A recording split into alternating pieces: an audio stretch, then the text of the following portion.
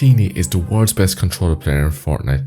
Last season, him and his duo came second in FNCS Grand Finals, and this season they're already off to a good start, performing in this Eval Cup. So today I'm going to study their best games and learn what Teeny does to be the best controller player in Fortnite. So in the beginning of this fight, there isn't too much to learn here, but just give it a few more seconds and you'll see Chap gets knocked here. What to learn is the edit he does, and also the cross replacement, the confidence. Yes, sometimes you can take like safe peeks hiding behind a wall, but if you're a really confident player and you just have your crosshair in the right place, like you can actually be way more aggressive than you think. I just take it. He does a quick edit, and again, he can see through the builds, and he knew the players weren't ready for him to do the edit. So simple, quick edit, get a nice shot off of. It was nothing fancy. Then here, keeps putting the pressure on, and he does.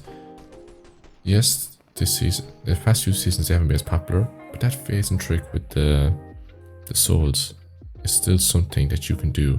I feel like many people forget about it now. Obviously, it's hard to.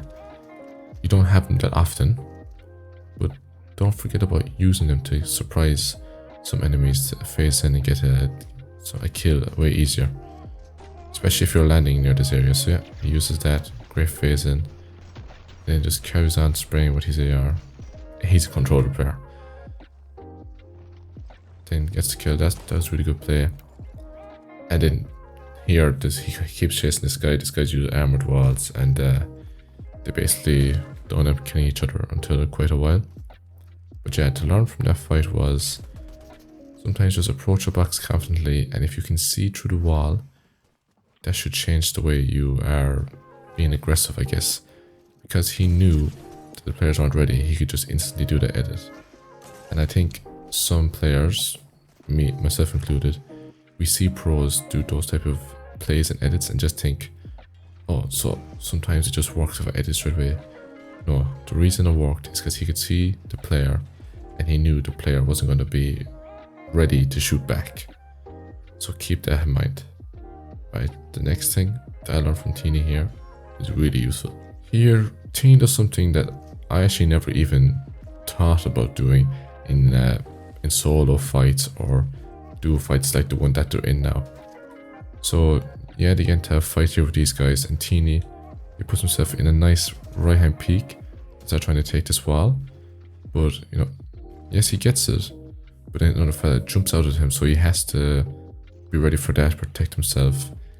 And he doesn't, just because he got that wall earlier, he doesn't instantly edit. Instead, he's aware and waits till they come back. They don't even remember that he has this piece control, and he gets some easy damage off. He might even get the knock from doing that. But yeah, to remember that, like, to learn from that is you should get as much control of different builds in a fight. And if you're lucky, a player might totally forget you have a certain build or edit on something, and allow you to edit on them, surprise them, and get the easiest kill ever. It's like when you're in backside of Storm in endgame, and unfortunately if you get stuck in a different player's box, they just edit and kill you with ease.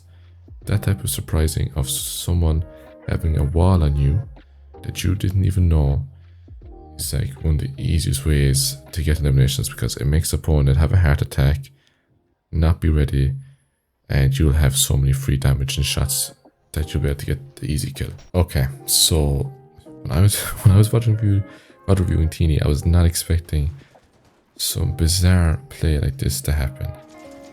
So yeah, ignore that. Some team shoots him. I guess it's the team that is about to do what you're about to see here. They're just chilling, getting their heels off, and then this is the craziest play I've ever seen. The team just wait for it. The team just sprays in from Narnia and just cycles into the box. He was on his own. His team was even with him. Really bad play. Now, yes, it could have got him off guard. Maybe if he knew there was a duo in this box, he needed to either do a lot more of a chemistry play with his duo, or just not do this play at all.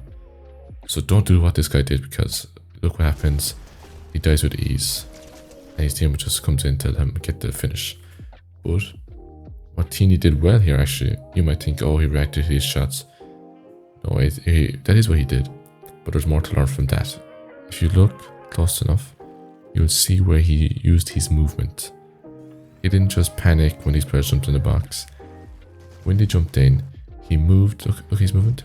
He moves into the corner of the left corner of the box, which means he has all the type of, you can see right here, he has as much sights as possible to hit these players, to hit his shots. And his movement is easier. He doesn't have to look left, which would give him a bad left-hand peek, because he is the one in the far corner. So his right-hand peek on these two opponents, easier to hit his shots, and they get to get with ease. So something to remember is when you jump into a box or have something crazy like that happen, try and swing into wherever you are, but the left corner of the box. And obviously the left corner can be any part of the box once you're kind of in the corner. So I guess you're the closest corner to you, swinging left, and then you would have a right hand peek on the entirety of the box and be able to hit your shots with a lot more ease. Here, there is something to learn, not too much. I just want to show you how the game ended, because I imagine you might be curious.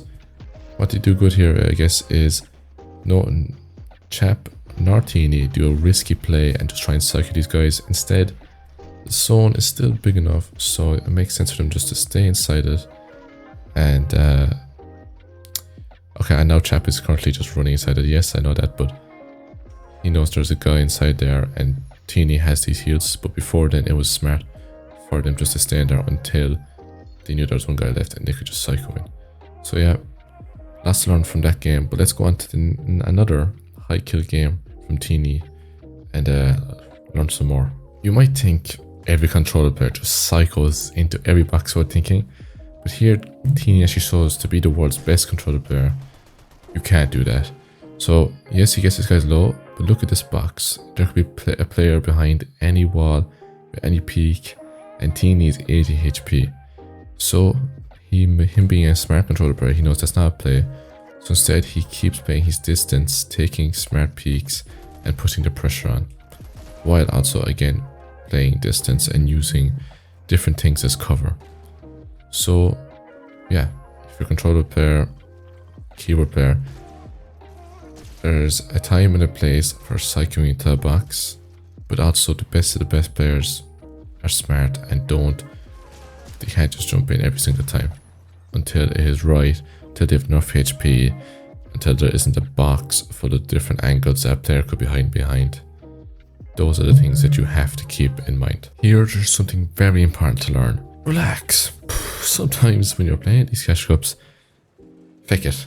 Sit down for half an hour and just have a cup of tea while you're in your match. That is the stuff. Nah, I'm joking, but Teeny obviously must have had something there, and he took a break to fix it. But there's no harm in just taking 20-second breathers in tournaments either to get your focus back. But I don't think that was the reason why Teeny was stopped. But yeah, no harm at all to sometimes take breaks. Now that I'm saying this tip, I actually never really took many breaks in tournaments before, but I actually do think that is really good advice, because you think about it, matches of sports in real life, you take breaks, or even like during a match, there will be moments of where they're not doing anything and they're getting a moment of rest for their brain and physical fitness. Now, Fortnite doesn't take that much physical stuff, but mentally, I think you actually play much better if you have moments of mental breaks. So yeah, something actually is to learn from that from Teeny. Very nice. Alright guys, there was no more tips left to learn from watching Teeny, other than all the things I've already told you that you need to remember, because if you do, you'll play so much better in Fortnite. And actually, it makes sense. You learn these things, you keep learning them, you'll become just as good as this player. Now obviously you have to keep practicing, but yeah, learning from these players will make you so much better. And if you don't remember everything, you can always just rewatch the video. You don't have to, but you can always just rewatch the video. But guys, Teeny's a great player. Comment down below if there's somebody else you want me to VOD review.